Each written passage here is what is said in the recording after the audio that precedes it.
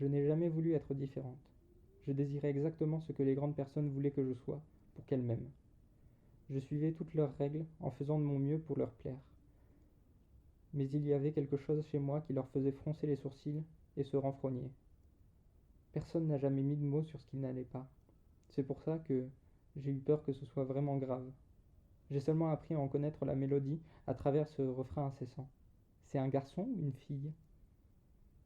J'étais une mauvaise carte de plus dans la main de mes parents. C'étaient déjà des personnes cruellement déçues par la vie. Mon père avait grandi fermement décidé à ne pas finir coincé dans une usine comme son vieux, et ma mère n'avait aucune intention de se faire piéger dans un mariage. Quand ils se sont rencontrés, ils ont rêvé de vivre ensemble une grande aventure. Quand ils se sont réveillés, mon père bossait à l'usine et ma mère était devenue femme au foyer. Quand ma mère s'est rendue compte qu'elle était enceinte de moi, elle a dit à mon père qu'elle ne voulait pas perdre sa liberté en faisant un enfant. Mon père lui a affirmé qu'elle serait heureuse quand le bébé serait là, que la nature y veillerait. Alors ma mère m'a eu pour lui prouver qu'il avait tort. Mes parents avaient enragé d'avoir été trompés par la vie. Ils étaient furieux que le mariage les ait privés de leur dernière possibilité d'échappatoire. Là-dessus, je suis arrivée et j'étais différente. Depuis, ils étaient furieux contre moi. Je pouvais l'entendre dans la manière dont ils racontaient l'histoire de ma naissance. Le vent et la pluie cinglante s'étaient déchaînés sur le désert pendant que ma mère était en travail. C'était pour ça qu'elle avait accouché à la maison. La tempête était trop violente pour être brave. Mon père était au boulot et on n'avait pas le téléphone. Ma mère racontait qu'elle avait pleuré de peur quand elle avait compris que j'étais en route, si fort que la vieille grand-mère Ninet, qui vivait sur le palier, était venue frapper à la porte pour voir ce qui se passait. Quand elle s'était rendue compte que j'étais sur le point de naître, elle était allée chercher les 3 autres femmes pour l'aider. Les femmes d'Inet ont chanté quand je suis né. C'est ce que ma mère m'a raconté. Elles m'ont lavé, elles ont fait de la fumée autour de mon petit corps, puis elles m'ont mise dans les bras de ma mère. Mettez le bébé là-bas, leur a dit ma mère en montrant un berceau près de l'évier. Mettez le bébé là-bas. Ces mots ont fait frémir les femmes indiennes. Ma mère l'a très bien vu. J'ai entendu cette histoire de nombreuses fois au fur et à mesure que je grandissais, comme si le froid glaçant de ces mots pouvait fondre avec la répétition, l'humour ou l'ironie. Quelques jours après la naissance, la grand-mère est de nouveau venue frapper à la porte, cette fois parce que mes pleurs l'inquiétaient. Elle m'avait trouvé dans le berceau, je n'avais pas été lavé. Ma mère a reconnu qu'elle avait peur de me toucher, sauf pour changer une couche ou me coller un biberon dans la bouche. Le lendemain, la vieille dame a envoyé sa fille, qui était d'accord pour s'occuper de moi pendant la journée, quand les enfants étaient à l'école. Si ça allait. Ça allait et ça n'allait pas en même temps. Ma mère était soulagée, j'en suis sûr, mais ça sonnait aussi comme une accusation. Elle m'a quand même laissé y aller. J'ai donc grandi entre deux mondes, immergé dans les musiques de deux langues différentes. Un de ce monde était celui des Willy et de Milton Berle. L'autre était fait de pain frit et de sauge. L'un était froid et c'était le mien, l'autre était chaud mais ça ne l'était pas. Mes parents ont fini par arrêter de me laisser traverser le couloir quand j'avais 4 ans. Ils sont venus me récupérer, un soir, avant le dîner. Plusieurs femmes avaient fait un grand plat et rassemblé tous les enfants pour le festin. Elles ont demandé à mes parents si je pouvais rester. Mon père a commencé à paniquer quand il a entendu une de mes femmes me dire quelque chose dans une langue qu'il ne comprenait pas, et moi lui répondre avec des mots qu'il n'avait jamais entendus avant. Il a dit plus tard qu'il ne pouvait pas rester là regarder la chair de sa chair se faire kidnapper par des indiennes. Je n'ai entendu à propos de cette soirée que des bribes de récits, et je ne sais pas tout ce qui s'est passé. J'aimerais bien. Mais ce bout-là, je l'ai entendu et réentendu. Une des femmes dit à mes parents que j'aurais un parcours de vie difficile. La formulation exacte changeait à chaque fois qu'on me la racontait. Des fois, ma mère faisait semblant d'être une voyante.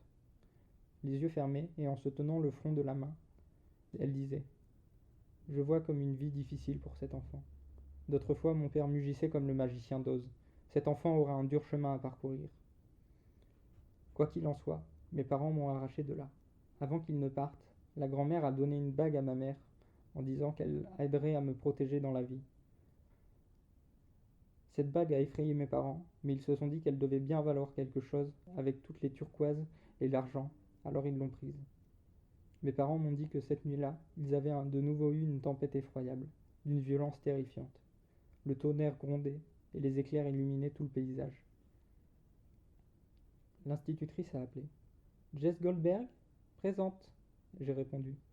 Elle a pointé ses petits yeux sur moi. Qu'est-ce que c'est que ce nom? C'est un diminutif pour Jessica? J'ai secoué la tête. Non, madame. Jess, a-t-elle répété. Ce n'est pas un nom de fille. J'ai baissé la tête. Les enfants autour de moi ont mis la main devant leur bouche pour étouffer leur ricanement. Miss Sanders les a fusillés du regard jusqu'à ce qu'ils redeviennent silencieux. Est-ce que c'est un nom juif? J'ai fait oui de la tête, en espérant qu'elle en avait fini, mais ce n'était pas le cas. Écoutez, vous autres, Jess est de confession juive. Jess, dis à la classe d'où vous venez. Je me tortillais sur ma chaise. Du désert. Pardon? Parlez plus fort, Jess. Je viens du désert. Je pouvais voir les autres enfants grimacer et se regarder les uns sur les autres avec leurs grands yeux. Quel désert? Dans quel état? Elle a remonté ses lunettes sur son nez. Je tremblais de peur. Je ne savais pas. J'ai haussé les épaules. Le désert. Miss Sanders commençait visiblement à s'impatienter. Pourquoi votre famille est-elle venue à Buffalo? Comment est-ce que je pouvais le savoir?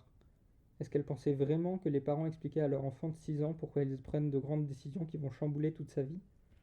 On a pris la route, j'ai dit. Miss Sanders a secoué la tête. Je n'avais pas fait une bonne première impression. Les sirènes se sont mises à hurler. C'était l'exercice d'alerte aérienne du mercredi matin. On s'est accroupi sur nos pupitres et on s'est couvert la tête avec les bras. On nous avait bien dit de traiter la bombe comme on traitait les inconnus, ne pas établir de contact visuel. Si tu ne pouvais pas voir la bombe, elle ne pouvait pas te voir. Il n'y avait pas de bombe, c'était juste un exercice, mais j'ai été sauvé par la sirène. J'étais triste d'avoir quitté la chaleur du désert pour cette ville froide, si froide. Rien ne m'avait préparé à sortir du lit par un matin d'hiver dans un appartement non chauffé à Buffalo. Même réchauffer nos habits dans le four avant de les mettre n'aidait pas beaucoup. De toute façon, il fallait d'abord enlever nos pyjamas. Dehors, le froid était si vif que le vent me transperçait le nez et se glissait jusque dans ma tête. Les larmes me gelaient dans les yeux. Ma sœur Rachel était encore un bébé. Je me souviens juste d'un anorak tout rond, agrémenté d'écharpes, de moufles et d'un bonnet. Pas d'un enfant, juste des habits. Même au pire de l'hiver, quand j'étais complètement emmitouflé avec seulement quelques centimètres de mon visage qui émergeait du col de mon anorak et de mon écharpe, des adultes m'arrêtaient et me demandaient « Mais tu es un garçon ou une fille ?» Je baissais les yeux de honte, sans jamais remettre en question leur droit de me demander ça. Pendant l'été, il n'y avait pas grand-chose à faire dans la cité ouvrière, mais il y avait plein de temps pour le faire. La cité, c'était d'anciens baraquements militaires où logeaient maintenant les travailleurs employés à l'usine d'avions de guerre et leurs familles. Tous nos pères travaillaient dans la même usine, toutes nos mères restaient à la maison. Le vieux Martin était à la retraite. Il restait assis dans sa chaise de jardin, sur le perron, à écouter les discours de McCarthy à la radio. Il mettait si fort qu'on pouvait entendre dans tout le pâté de maison. « Fais bien gaffe, me disait-il lorsque je passais devant chez lui. Les communistes peuvent être partout, absolument partout. » Je hochais la tête solennellement, et je courais jouer plus loin. Cependant, le vieux McCarthy et moi partagions quelque chose. La radio était ma meilleure amie, à moi aussi. Je riais au Jack Benny Show, et à Fibber McGee and Molly, et même quand je ne voyais pas bien ce qui était si drôle. The Shadow et The Whistler me glaçaient le sang. Peut-être en dehors de cette cité, des familles ouvrières avaient déjà la télé, mais pas nous. Les rues de la cité n'avaient encore jamais été goudronnées. Il n'y avait que du gravier et des bouts de bois pour marquer les places de parking. Il n'y avait pas grand-chose de récent qui arrivait jusqu'à notre rue. Des poneys tiraient des chariots du vendeur de glace, comme celui de l'aiguiseur de couteaux. Le samedi, ils amenaient les poneys sans chariot et faisaient la promenade à 1 penny. C'était aussi à 1 penny pour une portion de glace, découpée par le glacier avec son pic. La glace était dense, luisante et brillante comme un diamant gelé que rien n'aurait pu faire fondre. Quand une télévision est apparue pour la première fois dans la cité, c'était dans le salon des Mackenzie. Tous les enfants du quartier suppliaient leurs parents de les laisser aller regarder Captain Midnight sur la nouvelle télé des Mackenzie.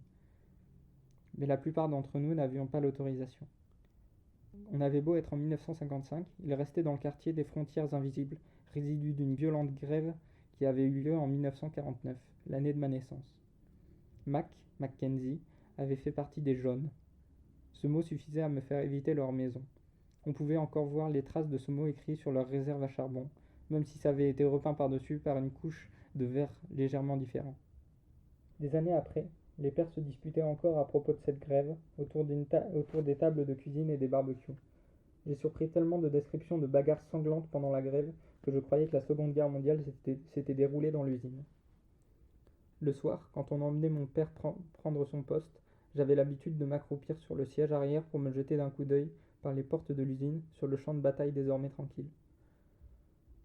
Il y avait aussi des bandes dans la cité, et les enfants de ceux qui avaient été les jaunes durant la grève constituaient un groupe petit mais redouté. Hé, espèce de pédale, t'es un garçon ou une fille? Il n'y avait pas moyen de les éviter sur la petite planète qu'était la cité. Leur refrain injurieux m'accompagnait longtemps après que je sois passé. Le monde me jugeait durement, et c'est ainsi que je me suis dirigé, ou bien que j'ai été poussé, vers la solitude. La voie rapide passait entre notre cité et un immense champ. Traverser cette route, c'était enfreindre les règles. Il n'y avait pas beaucoup de circulation dessus. Il aurait fallu rester longtemps, en plein milieu d'une voie pour se faire écraser. Mais je n'étais pas censé la traverser. Je le faisais quand même, et personne n'avait l'air de le remarquer. Je me suis frayé un chemin au milieu des grandes herbes brunes qui bordaient la route. Une fois que je les ai passées, j'étais dans mon monde. En allant à l'étang, je me suis arrêté pour voir les chiots et les chiens dans les chenils extérieures derrière la SPA. Les chiens ont aboyé et se sont dressés sur leurs pattes arrière quand je me suis approché de la clôture. Je leur ai fait chut. Je savais que personne n'avait le droit de venir là derrière. Un épagnol a passé son nez à travers la barrière fermée par une chaîne. Je lui ai gratté la tête. Je cherchais des yeux le fox terrier que j'aimais bien. Il n'était venu, lui, qu'une seule fois jusqu'à la clôture pour me dire bonjour en reniflant prudemment. D'habitude, peu importait la façon dont j'essayais de l'amadouer, il gardait la tête posée sur ses pattes, me regardant des yeux tristes. J'aurais bien voulu le ramener à la maison. J'espérais qu'il partirait avec un enfant qu'il aimerait. T'es un garçon ou une fille? J'ai demandé au cabot. Waf, waf. Quand j'ai vu le type de la SPA, il était trop tard. Hé, petit, qu'est-ce que tu fais là? Attrapé. Rien, j'ai dit. Je ne fais rien de mal. Je cause juste au chien. Il a fait un petit sourire. Ne mets pas tes doigts dans le grillage, petit. Il y en a qui mordent. J'ai senti le bout de mes oreilles rougir. J'ai hoché la tête. Je cherchais le petit avec des oreilles noires. Est-ce qu'une gentille famille l'a pris? L'homme m'a froncé les sourcils un instant, puis il a dit calmement. Oui, et il est très heureux maintenant. Je me suis dépêché d'aller à l'étang pour y attraper des têtards dans un pot. Je me suis accoudé par terre pour regarder de près les petites grenouilles qui me grimpaient sur des cailloux inondés de soleil.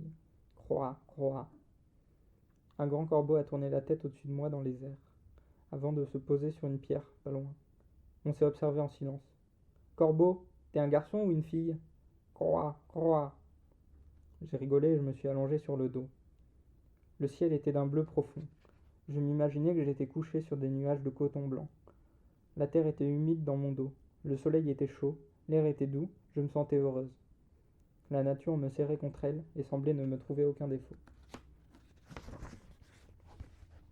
En revenant des champs, je suis tombé sur la bande des petits jaunes. Ils avaient trouvé un camion laissé ouvert dans la pente. Un des garçons les plus âgés avait débloqué le frein à main et faisait courir deux petits de mon quartier devant le camion en train de rouler.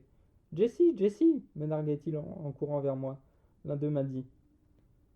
Brian dit que t'es une fille, mais moi je crois que t'es une tapette. Je n'ai rien dit. Alors, t'es quoi? J'ai battu des bras en faisant croix, croix. Je riais. Un des garçons a tapé dans le pot rempli de têtards que je tenais dans la main. Il s'est brisé sur le gravier. J'ai donné des coups, j'ai mordu, mais ils ont réussi à me tenir et à m'attacher les mains derrière le dos avec un bout de corde à linge. On va voir comment tu pisses, a dit un garçon en me poussant par terre. On va voir comment tu pisses, a dit un garçon en me poussant par terre, tandis que les deux autres luttaient pour me baisser mon pantalon et ma culotte de force. J'étais terrifié, je ne pouvais pas les arrêter. La honte d'être à moitié nu devant eux, la moitié la plus importante, m'a privé de mes forces. Ils m'ont poussé et traîné vers la maison de la vieille Mrs. Jefferson, et ils m'ont enfermé dans la réserve à charbon. Il faisait noir là-dedans. Les morceaux de charbon étaient pointus et me coupaient comme des couteaux. Ça faisait trop mal de rester dessus, mais plus je bougeais et plus je me blessais. J'avais peur de ne jamais ressortir. Ce n'est que plusieurs heures après que j'ai entendu Miss Jefferson dans sa cuisine. Je ne sais pas ce qu'elle a pu se dire en entendant mes ruades et mes coups de pied que je donnais dans sa cave à charbon. Mais quand elle a ouvert la petite porte de la cave et que j'ai rampé dehors sur le sol de sa cuisine, elle a eu l'air si effrayée que j'ai cru qu'elle allait mourir de peur. J'étais là, couverte de suie et de sang, ligotée et à moitié nue, dans sa cuisine. Elle a marmonné des jurons pendant qu'elle me déliait, puis elle m'a renvoyé chez moi, enveloppée dans une serviette. J'ai dû traverser tout un pâté de maisons et frapper à la porte de mes parents pour me trouver refuge. Ils étaient très en colère quand ils m'ont vu. Je n'ai jamais compris pourquoi. Mon père s'est mis à me gifler encore et encore, jusqu'à ce que ma mère lui retienne le bras en le suppliant d'arrêter. Une semaine plus tard, je suis tombé sur un des garçons de la bande des jaunes. Il avait fait l'erreur de traîner tout seul trop près de chez nous. J'ai gonflé mon biceps et je lui ai ordonné de le tâter. Puis je lui ai envoyé un coup de poing dans le nez. Il est parti en pleurant. Je me suis senti bien pour la première fois depuis des jours. Ma mère m'a appelé pour le dîner. C'était qui ce garçon avec lequel tu jouais? J'ai haussé les épaules. Tu lui montrais tes muscles? Je me suis raidi, me demandant ce qu'elle avait vu dans la scène. Elle a souri. Tu sais, des fois c'est mieux de laisser croire aux garçons qu'ils sont les plus forts. Je me suis dit qu'elle était complètement cinglée si elle pensait vraiment ça. Le téléphone a sonné. J'y vais, a crié mon père. C'étaient les parents du garçon à qui j'avais défoncé le nez. Je pouvais le deviner au regard assassin que mon père m'a lancé pendant qu'ils écoutaient. J'ai eu tellement honte, a dit ma mère à mon père. Il m'a jeté un coup d'œil dans le rétroviseur. Tout ce que je voyais, c'était ses épais sourcils noirs. On avait informé ma mère que je ne pourrais plus aller à la synagogue tant que je ne porterais pas de robe, ce que je refusais catégoriquement. À cet instant précis, je portais une panoplie de Roy Roger, sans les pistolets. C'était déjà bien assez dur d'être la seule famille juive de la cité sans avoir en plus des problèmes au temple. Il nous fallait faire beaucoup de route pour aller à la synagogue la plus proche, mon père priait en bas. Ma mère, ma sœur et moi, on devait regarder du balcon, comme au cinéma. On aurait dit qu'il n'y avait vraiment pas beaucoup de juifs sur Terre. Il y en avait quelques-uns à la radio, mais aucun dans mon école. Les juifs n'étaient pas acceptés sur les terrains de jeu. C'est ce que disaient les gosses plus âgés, et ils faisaient respecter. On était presque à la maison, ma mère a secoué la tête. Mais pourquoi est-ce qu'elle est comme ça, Rachel? Rachel m'a regardé, honteuse. J'ai haussé les épaules. Le rêve de Rachel, c'était une jupe de velours avec un caniche de tissu dessus et des chaussures en plastique recouvertes de strass. Mon père a arrêté la voiture devant la maison. Tu vas directement dans ta chambre, jeune fille, et tu y restes. J'étais méchante, j'allais être punie. La peur me donnait mal à la tête. Je voulais trouver un moyen d'être gentil. La honte m'étouffait.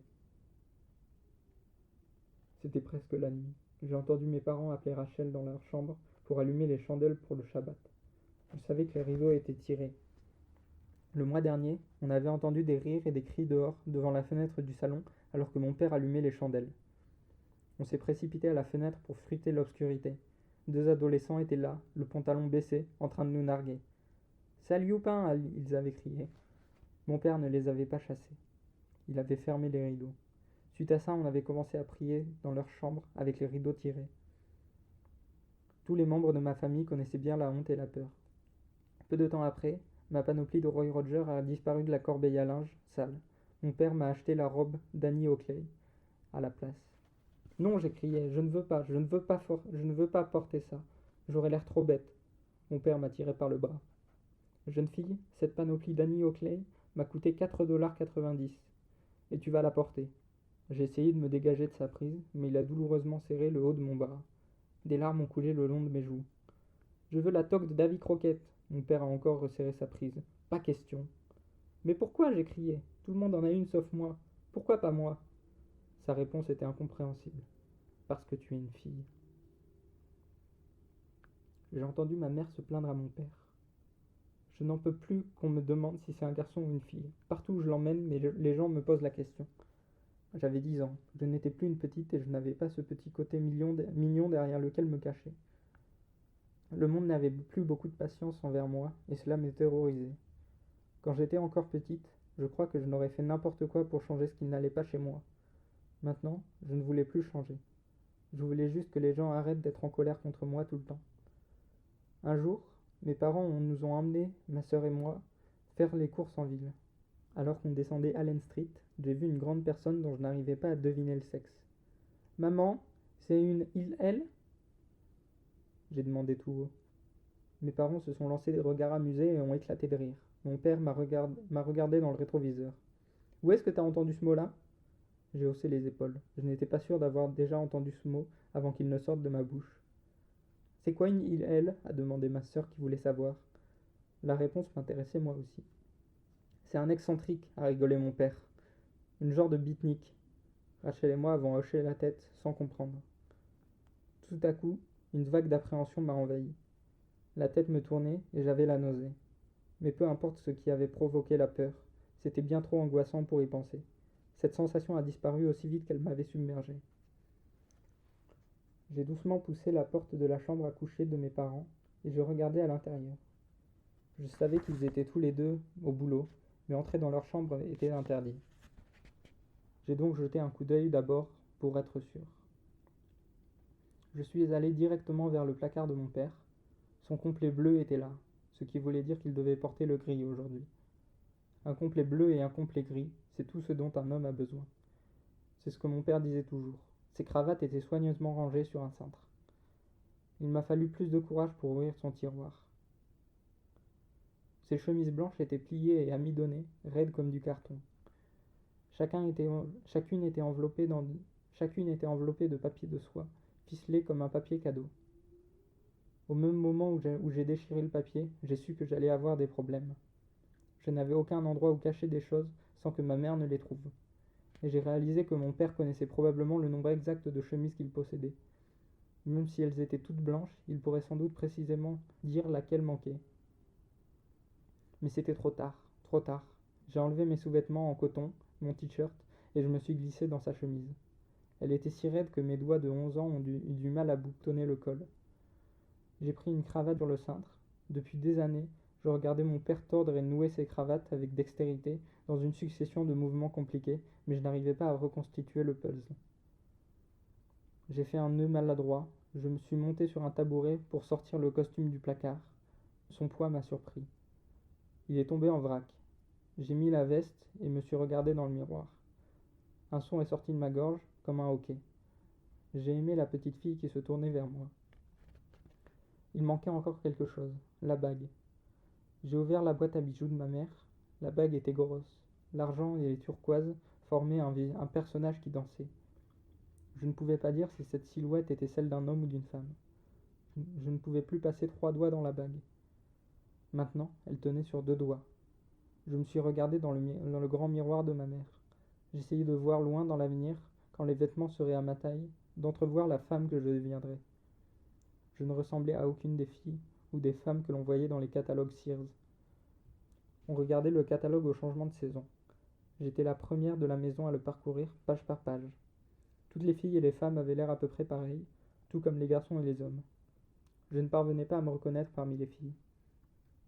Je n'avais jamais vu de femme adulte ressemblant à ce que j'imaginais être quand je serais grande. À la télé, aucune ne ressemblait à cette petite femme que reflétait le miroir, aucune dans les rues. Je le savais bien. Je passais mon temps à le chercher. Pendant un instant, j'ai vu dans ce miroir la femme que j'allais être, une fois adulte, qui me regardait fixement. Elle avait l'air inquiète et triste. Je me demandais si j'étais assez courageuse pour grandir et devenir elle. Je n'ai pas entendu la porte de la chambre s'ouvrir. Au moment où j'ai vu mes parents, c'était déjà trop tard. Chacun d'entre eux croyait qu'il devait emmener ma sœur chez l'orthodontiste. Ils étaient donc tous les deux rentrés plus tôt que d'habitude. Leur expression s'est glacée. J'avais tellement peur que j'ai senti mon visage se figer. Des nuages menaçants emplissaient mon horizon. Mes parents ne m'ont pas parlé du fait qu'ils m'avaient trouvé dans leur chambre avec les habits de mon père. J'ai prié pour être tiré d'affaire. Mais un jour, peu après, ma mère et mon père m'ont emmené en voiture, à l'improviste. Ils m'ont dit qu'on allait à l'hôpital pour me faire des examens sanguins. On a pris un ascenseur pour aller à l'étage où ces examens étaient censés avoir lieu. 2 grands gars en tenue blanche m'ont sorti de l'ascenseur. Mes parents sont restés dedans. Puis, les types se sont retournés et ils ont fermé la porte, barrant l'accès à l'ascenseur. Je me suis tendu vers mes parents, mais ils ne m'ont même pas jeté un regard quand la porte s'est refermée. La terreur m'a comprimé la poitrine, comme si des éléphants s'étaient assis sur moi. Je respirais péniblement. Une infirmière m'a expliqué les règles de mon séjour. Je devais me lever le matin et rester dans la grande salle toute la journée. Je devais porter une robe, m'asseoir en croisant les jambes, être poli et sourire quand on me parlait. J'ai fait oui de la tête comme si je comprenais. J'étais encore en état de choc. J'étais la seule enfant de la salle. J'étais le seul enfant dans la salle. Ils m'ont mise dans une chambre avec 2 femmes. L'une d'elles était une très vieille femme blanche qu'ils gardaient attachée au lit. Elle avait le regard perçant et appelait par leur nom les gens qui n'étaient pas d'ici. L'autre femme était plus jeune.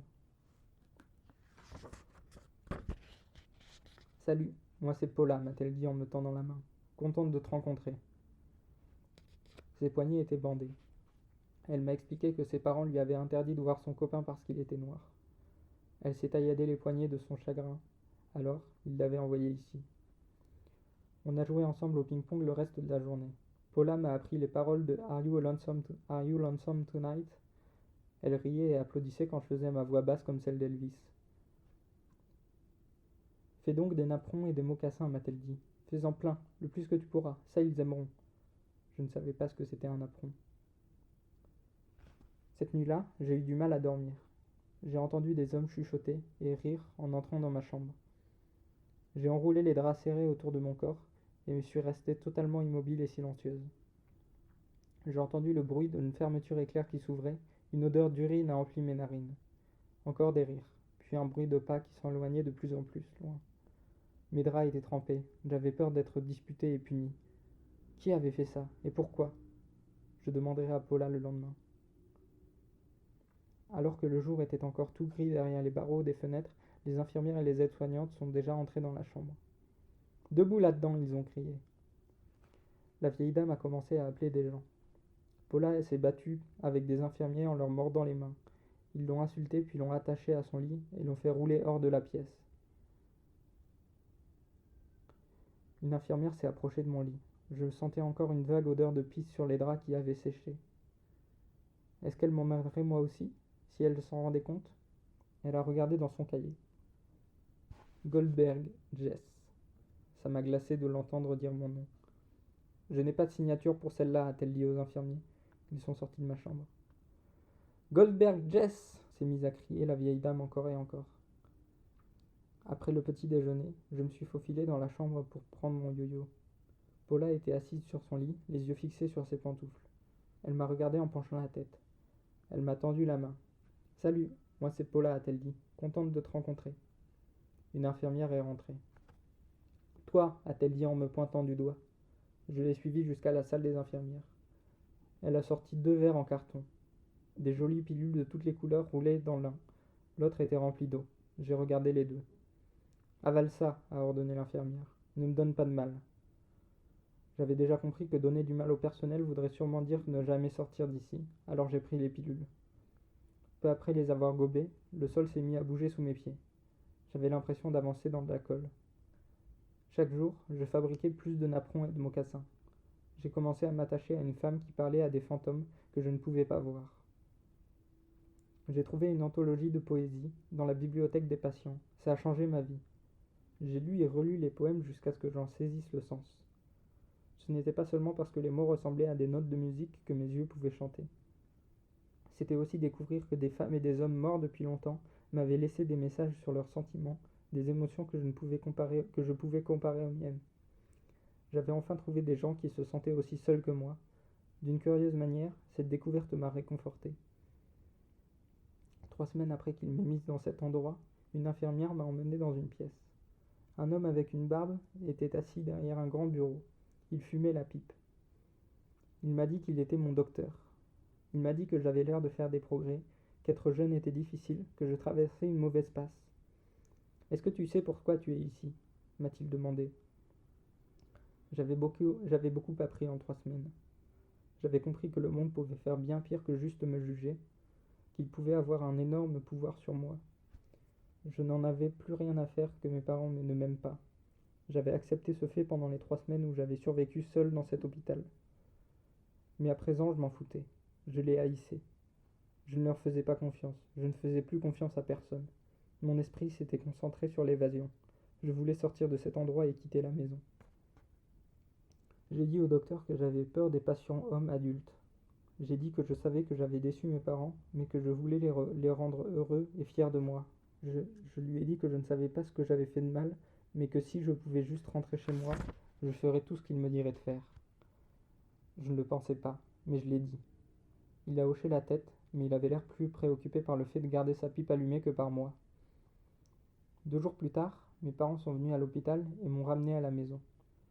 On n'a pas parlé de ce qui s'était passé. J'étais focalisé sur comment m'enfuir, attendre le bon moment. J'ai dû accepter de voir une psy 1 fois par semaine. J'espérais ne pas devoir y aller pendant trop longtemps, mais les rendez-vous ont continué à durer pendant plusieurs années. Je me souviens précisément du jour où le psy a lâché la bombe. Lui et mes parents s'accordaient sur le fait qu'une école de bonne manière m'aiderait beaucoup. La date est gravée dans ma mémoire. 23 novembre 1963. Je suis sorti de son bureau complètement sidéré.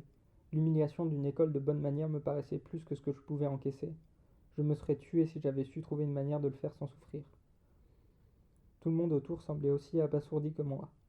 Quand je suis rentré à la maison, mes parents avaient allumé la télé à fond et un présentateur expliquait que le président avait été tué à Dallas. C'était la première fois que je voyais mon père pleurer. Le monde entier était hors de contrôle. J'ai fermé la porte de ma chambre et j'ai sombré dans le sommeil pour m'échapper.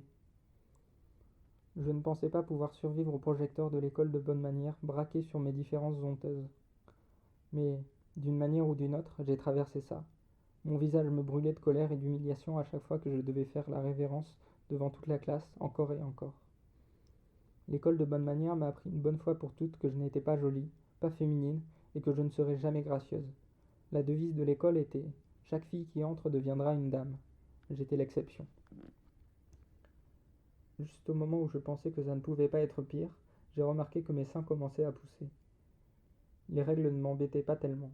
À moins de me vider entièrement de mon sang, c'était une affaire privée entre moi et mon corps. Mais les seins? Les garçons passaient leur tête par les vitres des voitures et me criaient des insanités. À la pharmacie, Mr. Singer a fixé ma poitrine pendant qu'il emballait mes emplettes de bonbons. J'ai quitté l'équipe de volley parce que je détestais que mes seins me fassent mal quand je sautais ou que je courais. J'aimais mon corps comme il était avant la puberté. Quelque part, j'avais pensé que ça ne changerait jamais. Pas comme ça. Peu importe ce que les autres me reprochaient, j'avais fini par penser qu'ils avaient raison. La culpabilité me brûlait, comme du vomi dans la gorge. La seule fois où ça s'est estompé, c'est quand je suis retourné à l'endroit où ça ne dérange pas. C'est ainsi que je me rappelais du désert. Une femme dînée est venue à moi, une nuit dans un rêve. Elle avait l'habitude de venir presque toutes les nuits, mais ça s'est arrêté depuis que j'avais été à l'hôpital psychiatrique quelques années plus tôt. Elle m'a prise sur ses genoux et m'a dit de trouver mes ancêtres et d'être fière de qui j'étais. Elle m'a dit de me souvenir de la bague. Quand je me suis réveillé, il faisait encore noir dehors. Je me suis blotti dans le fond de mon lit et j'ai écouté l'orage derrière ma fenêtre. Des éclairs éblouissants illuminaient le ciel nocturne. J'ai attendu que mes parents soient habillés avant de me glisser dans leur chambre et de prendre la bague. Pendant ma journée d'école, je me suis caché dans les toilettes et je l'ai regardée, m'interrogeant sur son pouvoir. Quand est-ce qu'elle me protégerait?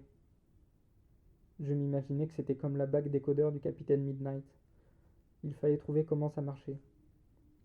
Ce soir-là, pendant le dîner, ma mère s'est moquée de moi. Tu as encore parlé martien dans ton sommeil la nuit dernière quand on est allé se coucher. J'ai écrasé ma fourchette dans mon assiette. C'est pas du martien. Jeune fille, a hurlé mon père, tu peux aller dans ta chambre. Alors que je traversais le couloir du collège, un groupe de filles a poussé des cris aigus sur mon passage. Est-ce que c'est un animal, minéral ou végétal? Je ne collais à aucune de ces catégories. J'avais un nouveau secret, quelque chose de si terrible que je savais que je ne pourrais jamais dire à personne. J'ai découvert ça à propos de moi après la séance du samedi matin au cinéma Colvin. Ce jour-là, je suis resté une bonne partie de l'après-midi dans les toilettes. Je n'étais pas encore prête à rentrer à la maison. Quand je suis ressorti, le film pour adultes était en cours. Je me suis faufilé discrètement dans la salle et j'ai regardé. J'ai fondu quand Sophia Loren a frotté son corps contre son partenaire. Elle lui a passé les mains autour de son cou pendant qu'il l'embrassait. Ses ongles rouges glissaient sur la peau de l'acteur. J'ai frissonné de plaisir. Tous les samedis suivants, je me suis caché dans les toilettes pour pouvoir me glisser en douce pour regarder le film pour adultes. Un désir nouveau me rongeait. Ça m'effrayait, mais je savais qu'il fallait mieux ne pas me confier à qui que ce soit. Je me noyais dans ma propre solitude. Un jour, ma prof d'anglais, Mrs. Noble, m'a donné un devoir à la maison. Choisir 8 lignes de notre poème préféré pour les lire devant la classe. Certains des enfants ont gémi et protesté qu'ils n'avaient pas de poème préféré et que ça avait l'air barbant.